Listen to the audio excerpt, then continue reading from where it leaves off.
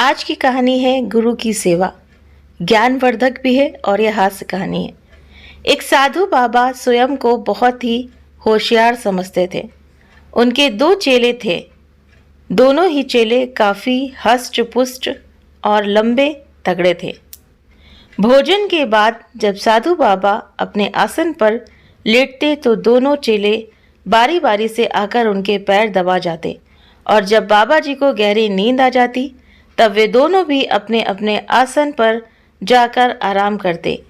एक दिन बाबा जी ने सोचा, क्यों ना अपनी दोनों टांगें दोनों चेलों के हवाले कर दूं। इस तरह दोनों टांगों का बंटवारा करने से खूब सेवा होगी और मुझे अधिक सुख मिल सकेगा। ये सोचकर बाबा जी ने अपनी दाईं टांग एक के हवाले की और बाईं टांग दूसरे को दे दी। दोनों टांगें चेलों के हवाले करने के बाद बाबा जी सुख से रहने लगे। चेले भी अपने हिस्से में आई हुई टांग की सेवा तन मन से करने लगे। अपनी अपनी टांग को मजबूत और स्वस्थ बनाने के लिए उनमें होड़ लग गई। रात दिन मालिशें होने लगीं, टांगों को कसरतें कराई जाने लगीं और हर तरह से दोनों चेले अपनी अपनी टांगों की रक्षा में लगे रहे। बाबा जी बड़े चतुर थे। वे चाहते थे कि चेलों पर डांट डपट होती रहे।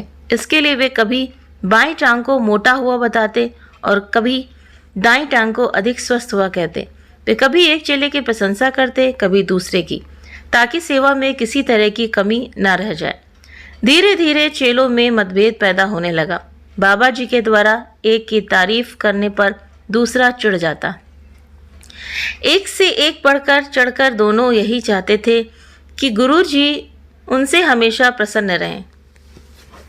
एक दिन एक चेले के मन में विचार आया। वो सोचने लगा कि यदि मैं बाबा जी की दाईं टांग तोड़ दूं तो दूसरे चेले के पास क्या रह जाएगा। निश्चित ही उसकी तो छुट्टी हो जाएगी।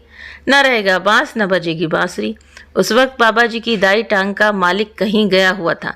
दोपहर भोजन के बाद बाबा जी ने अपने आसन पर लेट लगाई कि चेले ने उनकी दाईं टांग को पकड़ लिया। अरे ये क्या करते हो? बाबा जी चिल्ला उठे। कुछ नहीं महाराज, देखना चाहता हूँ कि ये टांग कितनी मजबूत है। आप निश्चिंत रहें, आपका कुछ नहीं बिगड़ेगा। कहकर उसने टांग को अपनी तरफ खींचा और उसे तोड़ डाला। बाबा जी दर्द के कारण बेहोश हो गए। थोड़ी देर में होश आने के बाद देखा कि टूटी हुई टांग का मालिक सामने खड़ा है।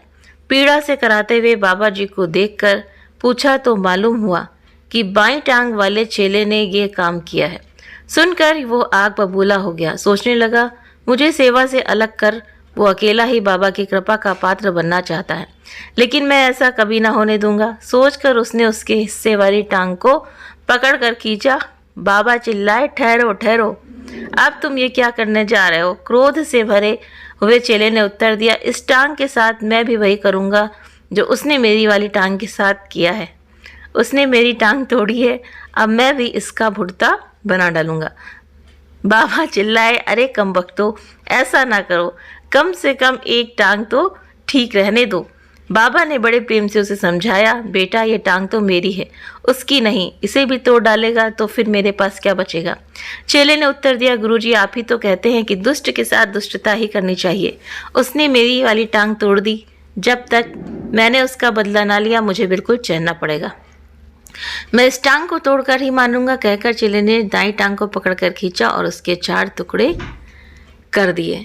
तो सचमुच में किस तरह से देखिए होड़ लगी थी चेलों में कि इसी तरह से सेवा निस्वार्थ भाव से करनी चाहिए। सेवा इस तरह से नहीं करनी चाहिए। आप किसी की भी सेवा करें तो निस्वार्थ भाव से, मन को संभाल कर, यानी कि उसके लिए बुरा विचार करके नहीं।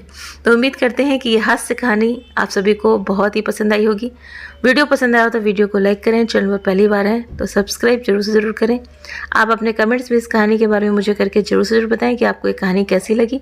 आप सभी के सहयोग के लिए आप सभी का बहुत बहुत दिल से धन्यवाद।